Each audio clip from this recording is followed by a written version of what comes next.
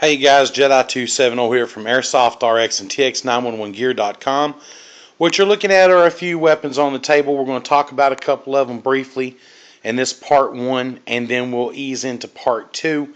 I get this question all the time, Jedi, which is better, the WE or the KWA LM4?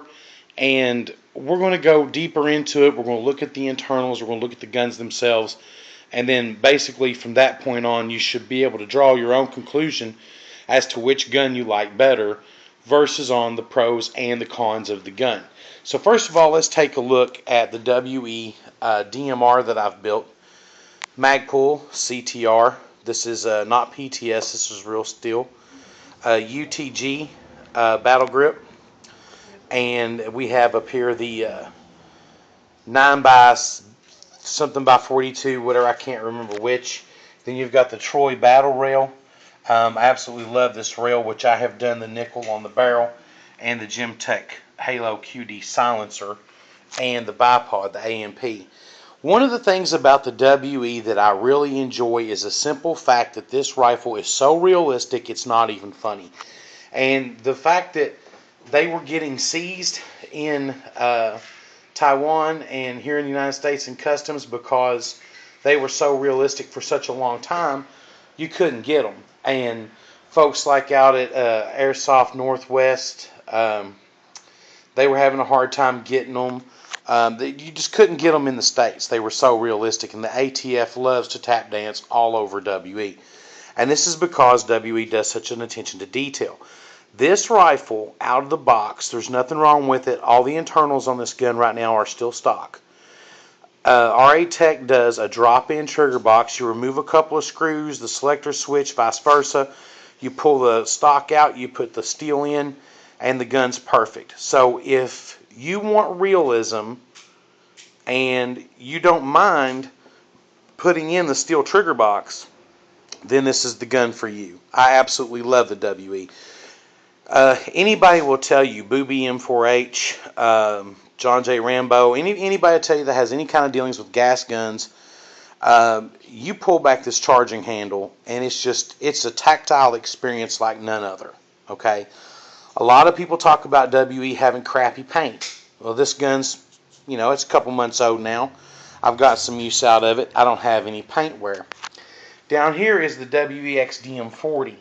And another video I saw on this pistol was, hey, the finish is crappy, the paint wears off. As you can tell, there's no paint wear on this gun, other than up here on the breech bolt where the slide goes back and forth. This gun's a few months old now, and it's been in and out of this Blackhawk holster several hundred times, and there's still no paint wear. So I guess that's a Mythbusters there. A lot of people talk about the WE magazines being not so consistent. This is one stock. This is for the open bolt system. There's now the version 2, which is even more sturdier and a lot better. Ask Booby about that. He'll tell you. It's even better mag. So I don't have a problem with this magazine. Even the feel and the weight is right on par with an M4. Now we get up here to the KWA LM4 PTR. The LM4 PTR is available in this version as well as in the Magpul MOE edition. So you've got two choices. You can either A, have this ugly KWA on there, which is not realistic at all, or you can have the Magpul edition with the big, huge Magpul logo if you're that big of a fan of Magpul. I myself want one, so I don't have a problem with that. But you won't see a body for KWA with Colt on it. You just won't see it. I don't think you'll ever see it. This one has been highly upgraded. I've removed 4 inches of the outer barrel. This silencer goes all the way back to here. This is a AMP 12-inch tactical free float. The AFG 1, or is that the 2? No, it's the AFG 1. Magpul MOE, that's not PTS. You have the GMP EOTech EXP on top, and we have another UTG battle grip. I love this thing. It's awesome. And we have the Real Steel Viltor E-Mod stock. Okay, there's the mod, which is like a club foot, an I-Mod, and then the E-Mod. The E-Mod has this storage door on both sides. Absolutely love it, and Magpul Imbus sights on top. I love this rifle. I don't have a problem with it. I know in the beginning I was kind of iffy about it. It's held up well, and we'll crack it open here in a minute, and we'll get down into the internals and look at it. Now, everybody talks about how stellar KWA is. KWA is a good company, guys, don't get me wrong, but there is no kryptonite involved in KWA. KWA breaks just like anything else breaks, and it will eventually break if you don't take care of it. And everybody talks about how their finish is so stellar. Well, I had a piece of regular brown duct tape over top of these etchings here, and I can't remember what I was doing. It was something I didn't want nothing getting up in here, and I pulled the tape off. It was only on there for like 15 minutes, and look how much paint I pulled off of this rifle. Okay, this gun's finish is 10 times worse than this gun's finish, and everybody likes to tap dance on WE and say how nasty and crappy they are. They do have weak paint on some of their guns, don't get me wrong. I'm not saying they don't, but this one's finish is still pristine. A little piece of duct tape took care of that. So it's up to you. You draw the conclusion. KWA magazine, 2 months old, paint chipping off of it. It's a little heavier than normal. I'm not a big fan of the plastic feed lips. I'm just not a huge fan of that magazine at all. Does it work? Yes. So therefore, I am happy with that. Let's look at another KWA. This is my son's KWA Mac 11. You see that piece of electrical tape? That's because this body broke right up here on the top, just from normal usage. I bought this pistol from a guy out in Owensboro, and it was already broken when we got it. But that goes to show you, you don't need kryptonite to break a KWA. It's not indestructible. It's not the best gun on the planet. I don't care what anybody says, nor is it bad. Is it one of the top of the line? Yes, it is. Is it sturdy? Yes, it is. For an airsoft gun, it's very sturdy and it's very well made, but it breaks, okay? So you guys need to jump off the bandwagon for a little bit and understand it's a machine, and a machine, when it's not taken care of, it will break. Here's a WEPDW, what I call the Honey Badger, after doing the stock mod on it. Its magazine is very realistic. This is called the Knights Armament magazine, but it's also OEM'd by Thermold.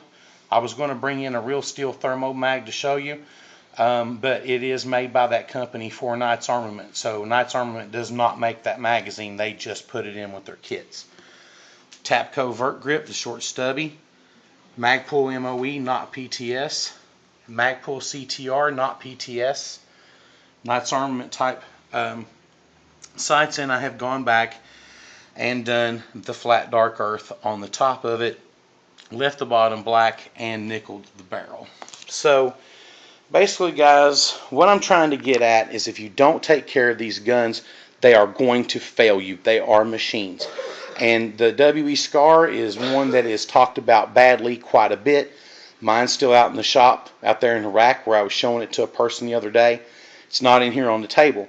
It is completely stock internally.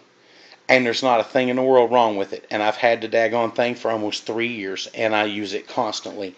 So 90% of what happens with these guns is user error. I hate to sound that way, but it's the truth. You don't just have to lube them and tighten a screw here or there. These guns have to be babied. You have to crack them open. You have to work on them. You have to make sure that they're running straight. Everything's in tolerance. These guns are not for the faint of heart. But what you get from a gas gun is you get the feel of the realism, and you get a lot more gratifying use out of it, at least I feel you do, than you do an AEG. A lot of guys argue AEG gas gun AEG. Well, let's take a look at that. AEGs are more consistent, they are more reliable, but they are, in my opinion, for use for guys who want to play in the winter and the summer, and they don't want to have to do a lot of maintenance. There is a lot of maintenance to an AEG, don't get me wrong, but it's different maintenance than it is on these guns. Way different. I have AEGs. I have mainly gas guns. I love gas guns. I prefer them. Does that mean an AEG is the wrong thing? No, it doesn't. But now let's take a look at something else. You got the Daytona guns. You've got the guns with the fusion engines in them now. They're running on HPA air tanks. Air tanks are going to run in the winter. They're going to run in the summer. You're not going to have the temperature variances that you have with gas. But what do you lose when you gain that? You lose realism. You got a big freaking tank on your back and a hose connected to you. But until they figure out how to get these gas guns to perform flawlessly in the winter months, I will not be playing in the winter. I don't like playing in the winter. I've got other things going on, football, and I'm not a teenager anymore. I'm a married man, got to stay with my family. So there's certain things that I have to do. So therefore, I stick with my gas guns, and I'm perfectly happy with them. But you have to take care of them. So let's go ahead and end this one here. Then I'll upload part 2, where we crack these 2 guns open. We take a look at them internally, and we talk about the pros and cons and what you can use to make up your mind whether you want the KWA or the WE. Thanks for watching.